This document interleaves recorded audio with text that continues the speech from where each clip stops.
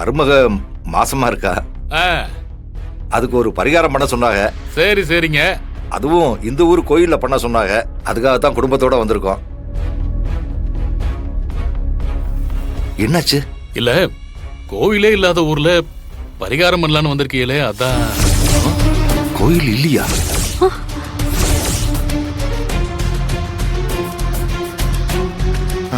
கோயில் இல்லாத ஊரா? அது எப்படிங்க?